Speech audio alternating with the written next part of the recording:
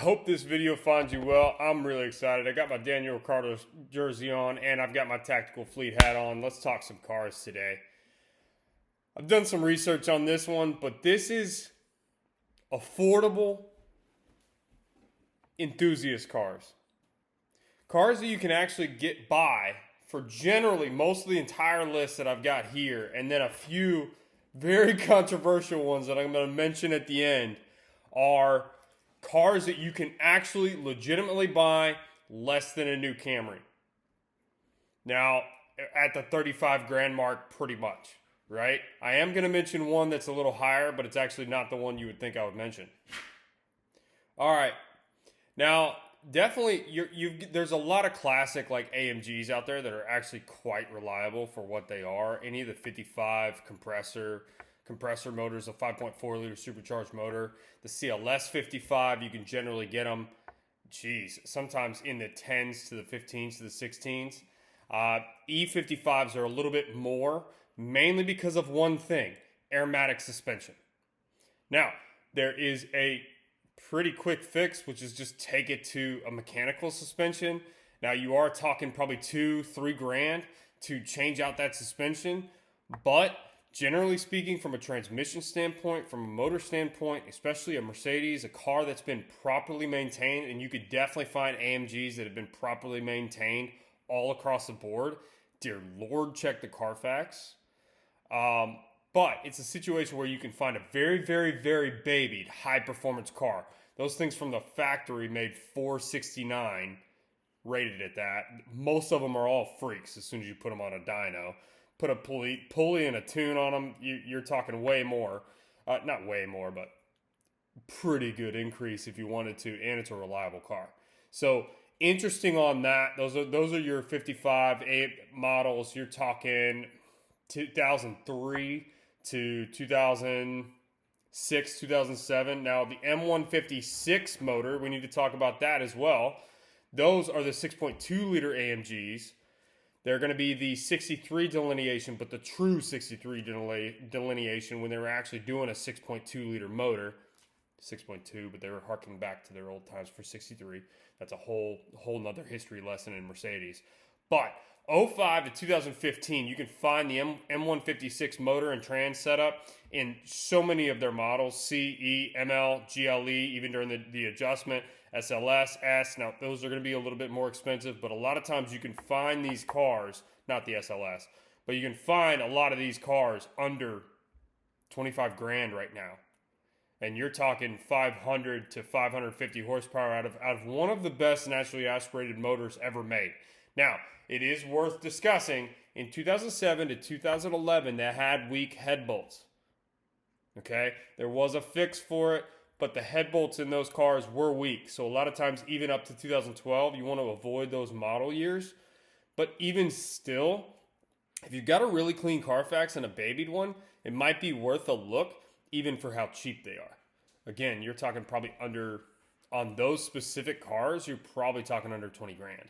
So that's a heck of an automobile no matter which one you get. Watch out for aromatic suspension. Again, you can take it to mechanical and not worry about it too much.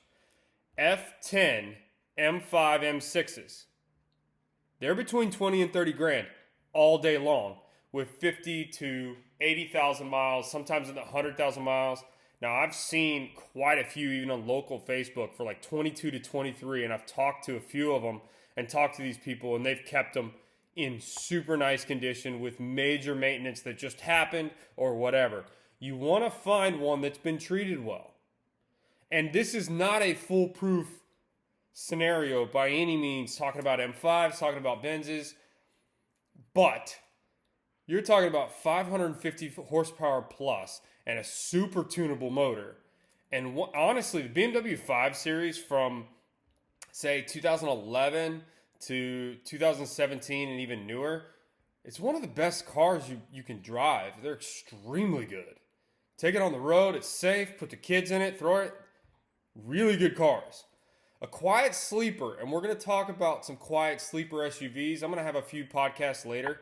If you can find a used Q5e Audi, weirdly enough, don't get me wrong, you're going to have some programming issues, but because of hybrid efficiency in a situation where they have dual power plants, you've got the 2.0T and a hybrid motor, you've got both sides of the equation, those cars tend to actually be pretty reliable and last a long time. If you can find a Q5e with low miles, 30,000 miles to 50,000 miles, typically under 30 grand, it gets 20 to 25 miles full electric if you keep it charged. You're talking about a car that you can go A to B from and barely use a tank of fuel. And number two, look them up. They're faster in a straight line than an SQ5. Just saying. It's a deal. All right. Here's a few that we might have forgotten about or not thought about, or you definitely think about. Focus RSs. 2017 Focus RSs. I believe they made them up until 2020, but they did stop. It was a shorter run. They're limited production, but they're a wagon, very practical. You're finding them anywhere from 20 grand to 28 grand right now with 50 to 80K miles, and it's a pretty stout rally car. It was built for that. And let's stay on the rally car move. Let's talk about STIs. Subaru WRX STI, 20 to 28,000 with 50 to 80,000 miles on them. Find one that has not been massively modded, and it's going to be a really good car that you can beat on. They're legendary for a reason. And then again, if you want a new car, you want a new good car, new premium WRX, you're talking 30 grand. 30 to 35 grand for a brand new WRX that's actually got the same, just about the same or as much power as the previous gen STIs. That's a really, really nice car. And anything with and these are manuals, anything with a manual right now is going to hold its value. Low floor. So you're talking about a car that you can have fun with for a couple years and trade back in. Why not? All right, let's go into some of the controversial ones.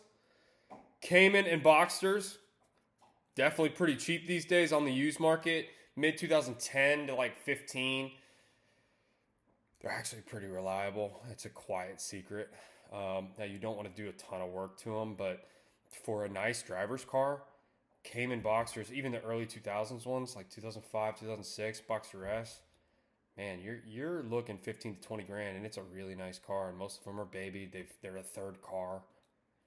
Okay, if you just need two doors and something to get around in, that's it. Here's another one. So here, just two doors and something to get around in, and one of the most fun cars you can have. James may discuss smaller motors that you can rag out and have fun. Fiat 500 Abarth. Under 10 grand typically. Under 12 grand for a really, really, really nice one. And a 6-speed manual. You can beat on them, have fun. You need an A to B, two-door car that's reasonably practical. I mean, it's not massively practical, but you can put the back seats down and it has some luggage space for two people. That's a great vehicle. All right. Golf Rs, Golf GTIs, and Jetta GLIs. Very practical vehicles. Typically the price point brand new. Now the Golf R was like 40, 50 grand, but the GLIs and the GTIs are about 30 grand new. So on the used market, if you get one that's not heavily modded, those are actually very nice cars to own and buy. Yes, they'll have some Volkswagen niggles, but man, it's a fun car. I'm watching Integra Type S's. They brought them out in 2023. Now the Civic Type R's are starting to be low to mid 30s. And those are very, very, very fun chassis and fun cars. Watch the Integra Type S's because I think the depreciation curve is going to be the same as the Civic Type R. Basically the same car, but at least the Integra is a little bit nicer. But both, you're talking about a driving experience that's extremely fun. A to B cars, very reliable, reasonably high horsepower. Yes, they're front-wheel drive, but they're very, very fun cars. Now, here's the real controversial one that we're going to talk about, and I'm going to have a few podcasts about on almost anything JLR these days. Jaguar, Land Rover. And there's certain things to watch out for with them. But if you're talking about, especially post-2017, they're stout automotive vehicles. Thanks, Sierra. They're very stout cars. I would go for the V8 just because they're predictably unreliable to, say, 80 to 90,000 miles. Timing chain is the big issue with those cars. It will grenade itself maybe at a certain point, But if you're driving 5 to 10,000 miles and you want a super safe car to drive your family in under 100,000 miles, I'd be looking at a V8 JLR car. And a lot of those vehicles are reasonably cheap just because nobody buys them. Or they do buy the Land Rovers, but they're cheap because they have a bad reputation. But for 20 to 30 grand, a $100,000 car becomes a lot better value. And if you can find one with 50 to 60,000 miles on it and it's a decent deal, maybe you shouldn't be too afraid of it, especially if you have 4 or 5 grand in the bank to cover anything that does happen. And it will happen. Do not get me wrong. It is a gamble. But before you pay the average sticker price of something new and you want a nice SUV that's quick, look at Land Rover. You might as well. And then BMW X5s with the B58 all day long, rear-wheel drive. That's just a no-brainer. So, hey, quick thoughts. Like, comment, subscribe. Hey, tell me I'm wrong. Let's go. Let's talk.